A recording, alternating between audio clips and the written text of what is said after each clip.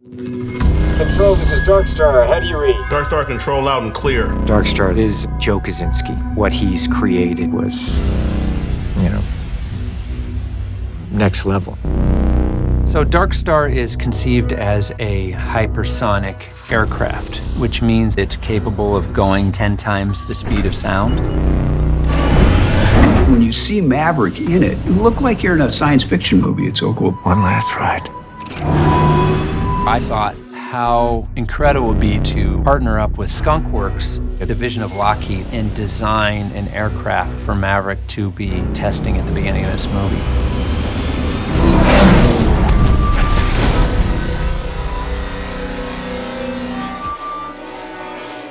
I started thinking about the idea of Maverick being a test pilot, doing top secret projects out in the desert. That was an idea that I had very early, and Tom loved it. The contract threshold was Mach 10, not 10.1, Mach 10. It was very important to us that Maverick still be in the Navy, and that the Navy is really the only thing he's ever known. The Navy is his family.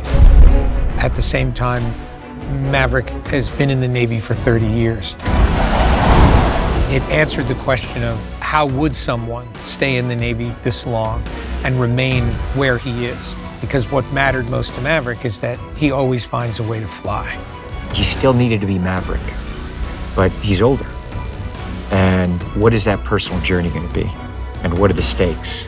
We are laying in these levels of storytelling and world and nostalgia, yet future. It is a technical marvel. Took it out on the runway. Tom was really in the cockpit. One of the things that Tom and Joe really wanted to do with this movie is to really up the ante from the first film. Well, I'm kind of an aviation buff. For a moment in college, I actually thought I was going to be an aerospace engineer. So I've always loved airplanes and aircraft design. And cut, nice. Cutting! Tower, this is Darkstar. We are taxiing. It was a real dream partnership for me to take my ideas of what Darkstar could be to Lockheed, to the Skunk Works division, which is their world-famous experimental division. I've met with them and explained to them that I wanted to design an experimental aircraft, and I wanted it to be, like the rest of this film, grounded and realistic. Skunk Works is the advanced development projects for Lockheed Martin Aeronautics. We do a lot of the experimental and new projects within aeronautics. Hey guys. Hey, how's it going? What's exciting to us is that the filmmakers elected to come and see us about designing for them an aircraft specifically for this script. And it was an exciting opportunity for us to actually design in the open for an outcome that would be seen by the public. Skunk Works developed the SR-71. The SR-71, also called Blackbird, is still the most advanced and most outrageous aircraft ever designed. It flies about Mach 3. Now, what we designed here is our imagination of the successor of that plane. This aircraft is designed to reach speeds of Mach 10. Well, Mach 10, let's give Mach 10. Mach 10. Mach 10 is over 7,600 miles per hour, which means you could get from Los Angeles to New York in about 19 minutes. A lot of things can happen at this speed, and to many of us, the physics of that velocity is hard to understand. Skunk Works has run our 3D models through proprietary software that tests heat signatures as it's moving through the air to get the aircraft to look like it's a believable platform to fly. Stealth is to be invisible for the enemy, so you can achieve that with various tactics. Our stealth on a plane like this is speed, which means Mach 10 is currently a velocity that is impossible to intercept with another aircraft or with any other weapon systems.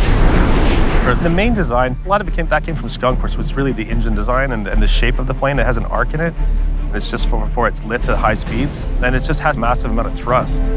And the engines are so big just to get air traveling through it. One interesting bit is visibility. If you make a film, you obviously want to see the actor a lot. However, you cannot have a conventional cockpit on a jet like that. There hasn't been a material yet that you can look through that can take that Mach 10 heat. So if you look closer at our jet, it only has windows on the side. You cannot look straight, which is extraordinarily unusual. But we needed to make sure that certain camera angles still work for Joe and Tom. So the jet actually tapers extremely to the front, so we could angle the windows forward, which still works for the heat, but it gives us beautiful shots of Tom. Okay, fuel temps are looking good. Control concurs. We tried to work with Skunk Works, coming up with what would this top secret material be. And the closest I could really get was it looks like a charcoal briquette that has been burning. And then the last thing that came in was that it would have these tiger stripes, which it hits hypersonic. And it hits the shock waves as it travels over. It does this little bit of damage to it. And that's the repeated wear of what it looks like after it's flown so many times. And I think that was what really sold it, was that last touch, which made it look really mean. The really cool thing is when X-planes like our Darkstar are being developed, Skunk Works will work hand in hand with the pilot that is trained to fly this aircraft. And a lot of times the instrumentation, the cockpit is designed to fit them as they request, because it's muscle reflexes that they already developed over their long career. Tom was really specific about where he wanted the throttle, where he wanted the thruster, you know, like literally everything. It was amazing. It was really good to have that input to make sure that he's happy and that our test pilots are happy. Just a little push. Pilots are extremely important in helping us make sure that we have a very effective human-machine interface to be able to operate where both are pushing the limits of what we're capable of doing. Right now we're located at the Navy base in China Lake.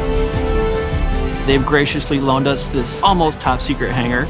China Lake is a secret test facility out in the desert where there are a lot of projects going on outside of the public view. And I was like, wow, that would be a great location for Darkstar. After a lot of back and forth, we ended up being able to shoot there, which is amazing because it's just a place that I know for sure you've never seen on film before. We wanted that moment in the Darkstar flight. You just feel not only command of flight, come on, but the beauty of flight. He's the fastest man alive.